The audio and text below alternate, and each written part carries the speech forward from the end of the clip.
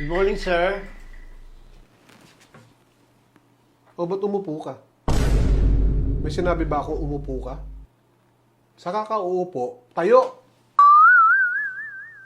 Pag sinabi sa'yo na umupo ka, hindi yung pagpasok mo, basta ka na lang uupo na wala pang sinasabi. Sorry po, sir. Upo.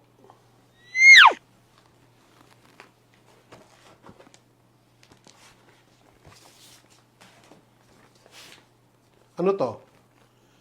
Resume ba to o kaso mo? Parang listahan to ng naging kaso mo ah. Resume po yan.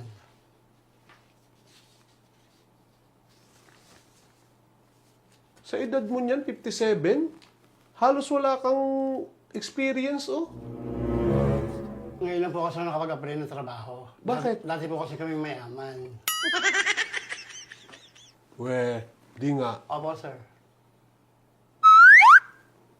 Parang wala naman nakitang bakas ng pagiging mayaman mo. Nag-busy po kasi ako, sir. Pero nagbago na po ako. Talaga ba? Opo. Duda ako sa pagmumukha mo eh.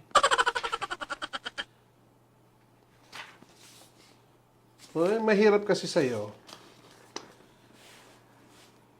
Baka pag tinanggap kita, tatamad-tamad ka. Ay, hindi po, sir. Masipag po ako. Oh, halata naman eh. Yung mukha mo palang pagod na eh. Ay ngayon, pag nagtagal ka na dito, nakakuha ka na ng experience, natuto ka na, aalis ka, mag-a-apply ka, mag-a-abroad ka. Iwanan mo yung kumpanya nag-training sa'yo. Ay, hindi po, sir. Pag-iingatan ko po yung trabaho ko at pagbubutihin ko po. Hindi ko po kayo iiwan. Ay nako, wala akong tiwala sa'yo. Ayoko. Next! Lumabas ka na doon. Tatanggapin mo ba ako o hindi? Kilala kita. Ibubunyag ko lahat ng baho mo pag di mo ako tinanggap. Sige, tanggap ka na. Huwag kang maingay. Ha? Alam mo ba lahat? Alam ko lahat. Sige na. Magsimula ka na bukas. Alauna ng madaling araw. Ang duty mo. Ang out mo, alauna rin ng madaling araw. Kaya mo yon.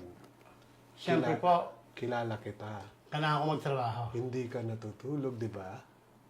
Ay!